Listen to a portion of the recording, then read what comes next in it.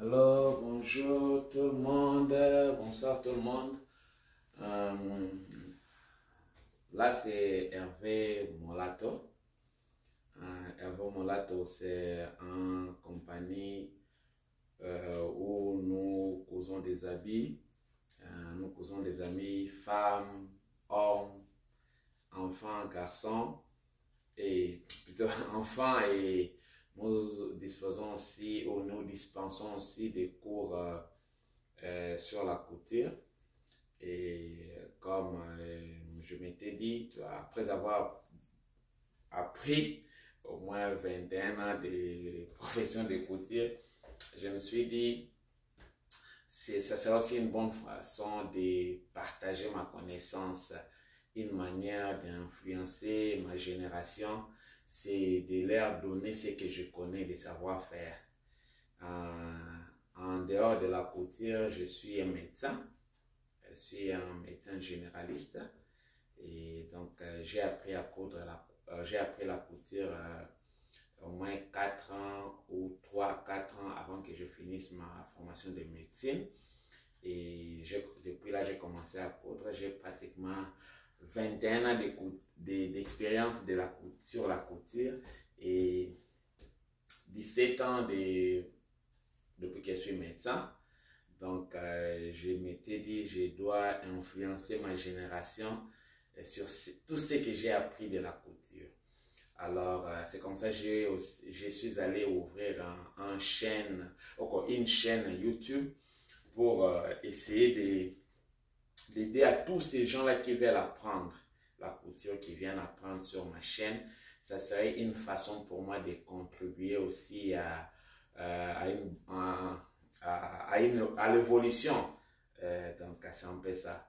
Alors, aujourd'hui, j'ai décidé, j'avais commencé à faire des vidéos, mais j'avais arrêté parce que j'avais des petits problèmes et qui ne me permettaient pas vraiment de me concentrer sur des vidéos. Alors, aujourd'hui, j'ai décidé de reprendre.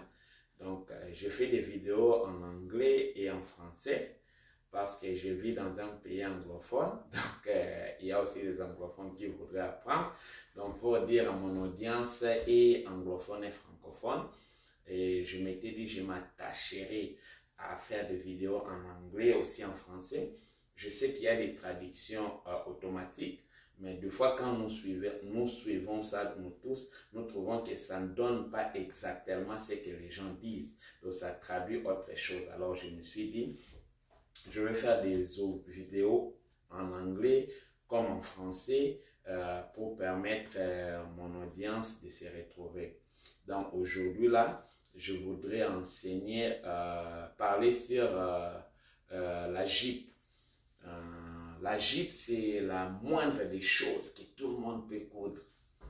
Et donc, je dis, si quelqu'un veut coudre une jipe sans doublir, si elle est rapide dans les 21 à 25 minutes, il peut bien finir une jipe sans doublir. Dans une jipe là, 100% doublir. Dans les 25 à 30 minutes, si tu es rapide, tu coupes et tu coupes facilement et tu finis ça. Alors, je vais un peu parler de la jipe. La jipe, si vraiment, c'est un habit femme, mais un homme aussi peut coudre une jipe. Nous voyons aussi les Écossais, voire même, selon leur culture, ils portent aussi des jipes. Donc, tout le monde a quand même la connaissance de la jipe. La jipe, sur le corps humain, je peux prendre mon mannequin ici.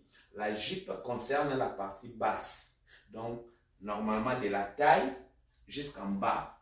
Ça peut aller jusqu'au sol. C'est ça la jipe. Donc, c'est une tenue qui prend la partie basse de la personne. Donc, ça peut commencer de la taille, normalement, généralement. Ça prend la taille. Sur mon mannequin ici, vous allez voir que la bande blanche ici, c'est ce qui délimite la taille.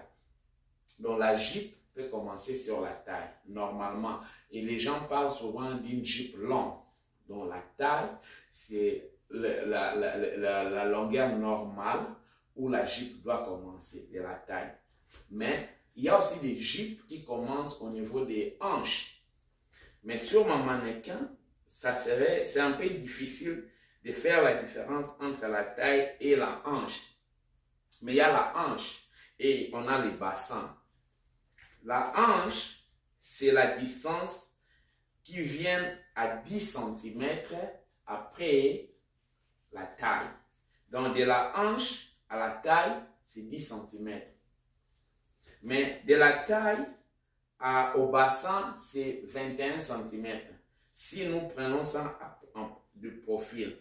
Mais si je tourne mon mannequin et que je décide de prendre cette distance de la taille jusqu'au point profond du bassin, du muscle fessier, ça va varier dans les 18 cm. Mais cette distance, mesure, ça varie d'une personne à l'autre. Donc là, on parle de la jupe. Alors, pour que j'évolue avec la jupe, j'ai voulu quand même démontrer comment on prend les mesures. Parce que pour parler de la jupe, couper la jupe, on doit d'abord arriver à bien correctement prendre ces mesures. Et quelles sont les mesures qu'on doit prendre pour coudre une jupe? Les mesures qu'on doit prendre, je les ai énumérées ici sur mon tableau. On a ce qu'on appelle contour taille,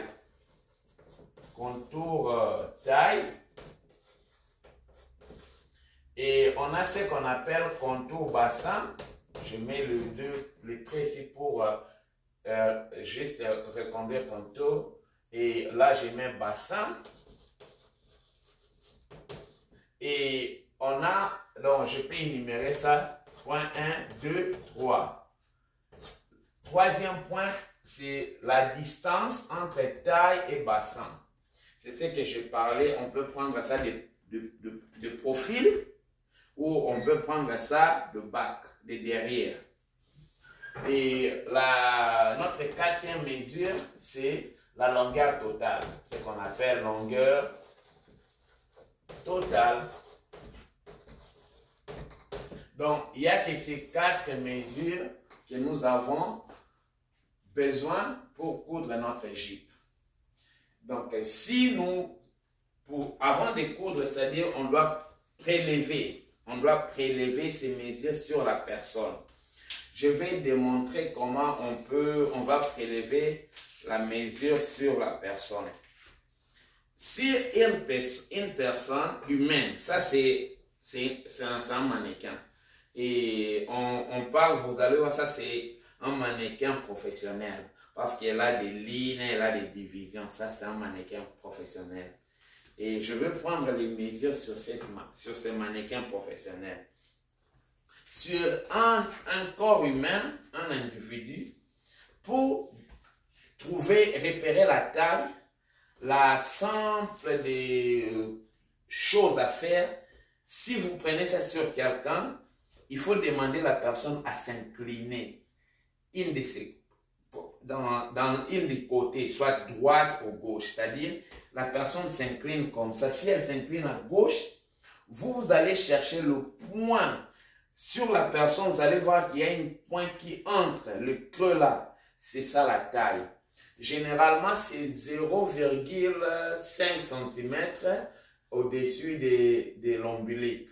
Il y a des gens qui considèrent seulement la taille, c'est l'ombilic. Non, non. Généralement, c'est 0,5 cm au-dessus de l'ombilic. C'est ça la taille.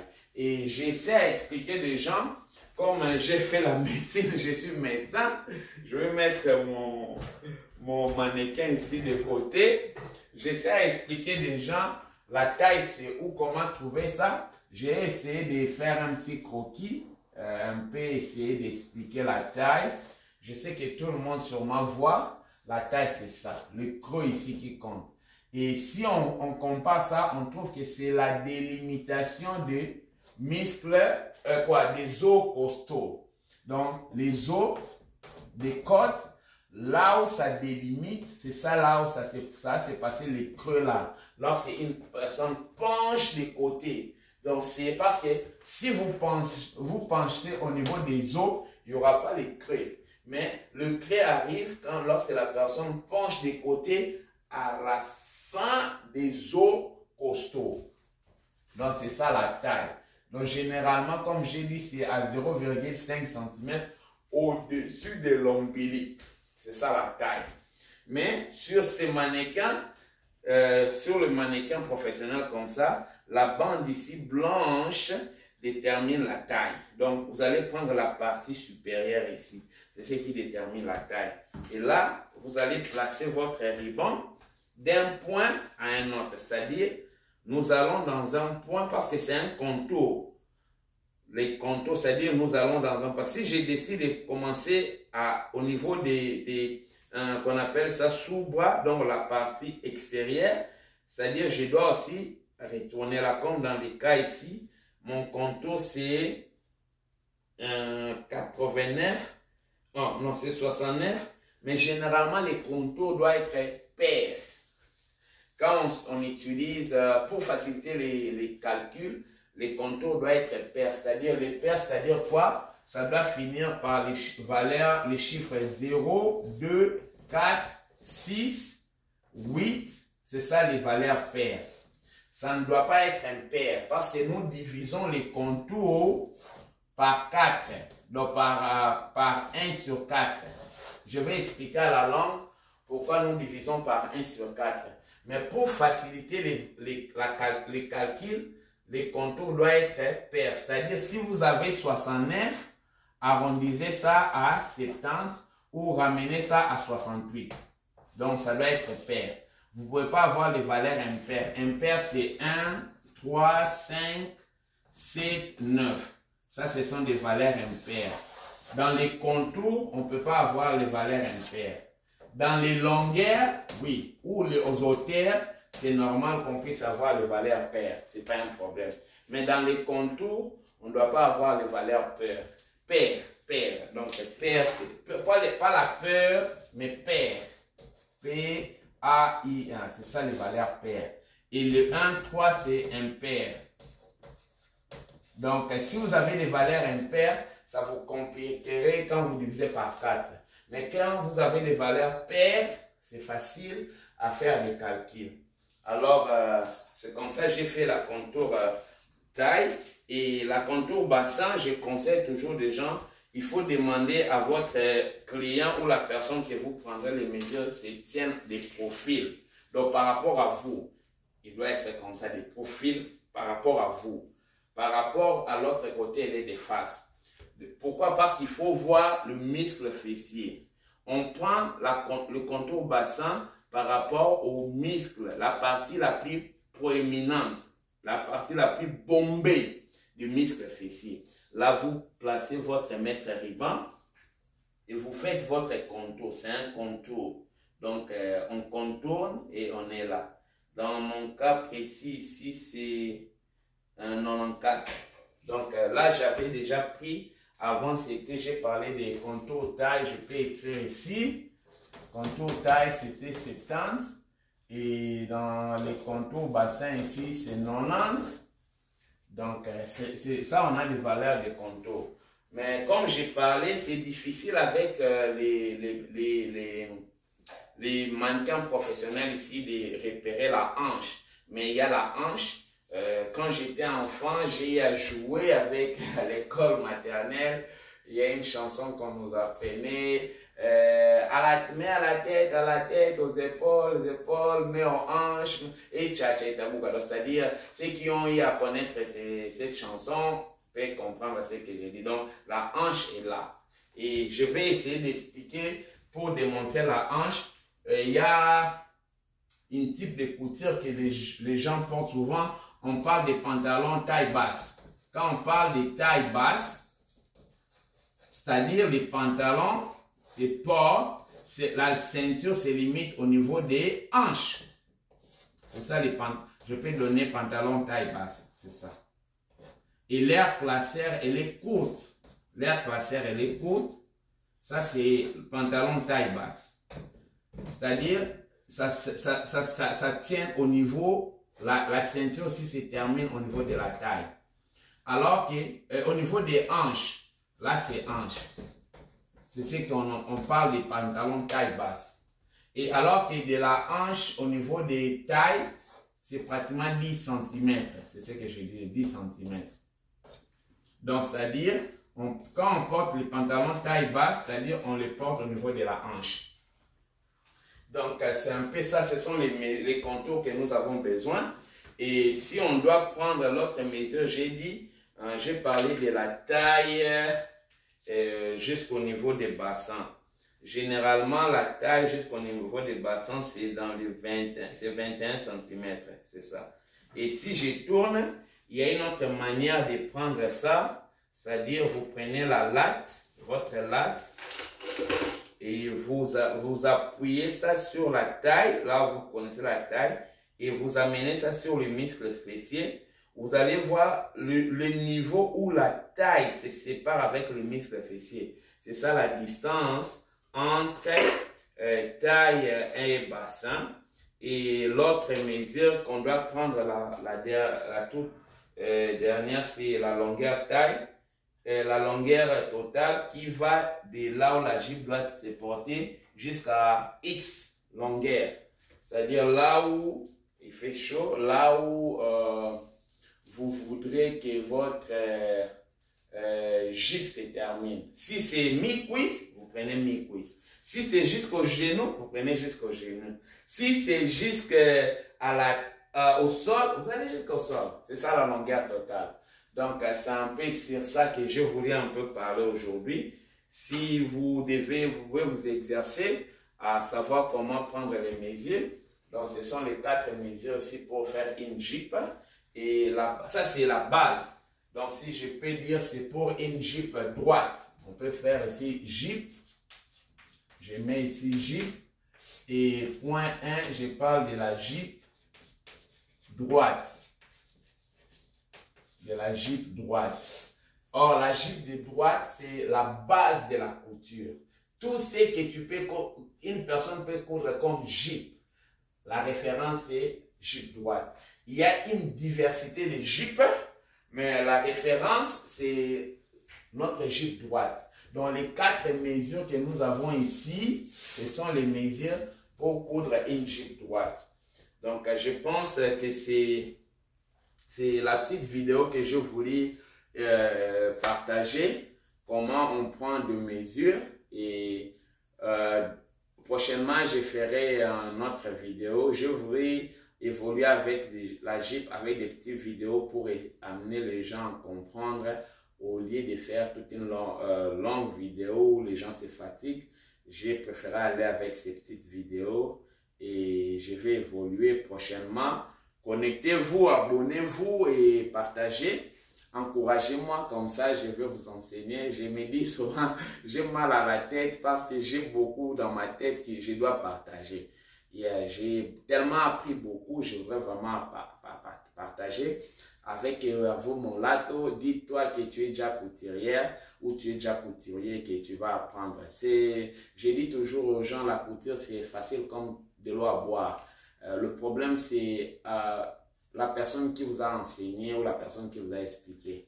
J'ai commencé à coudre, j'ai fait la couture de 45 jours accélérés, c'était ça ma formation. Et avant mes 45 jours, j'étais déjà couturier. Donc, je peux dire même les premiers jours, je suis allé, j'étais déjà en mesure de coudre la jupe. Vous comprenez? Donc, c'est par rapport à la personne qui vous a enseigné et votre habilité d'apprendre et de pratiquer. Donc, tout est facile, il n'y a rien de difficile. Abonnez-vous, partagez pour des gens aussi qui veulent apprendre, qu'ils apprennent. C'est une formation gratuite. Je voudrais seulement partager ma connaissance. Comme j'ai dit, influencer ma génération. Une manière d'influencer la génération, c'est ça. Partager ce que vous avez appris. Ce n'est pas dans des histoires inutiles, mais c'est de partager ce que j'ai appris. En tout cas, merci beaucoup et à la prochaine. Bye bye.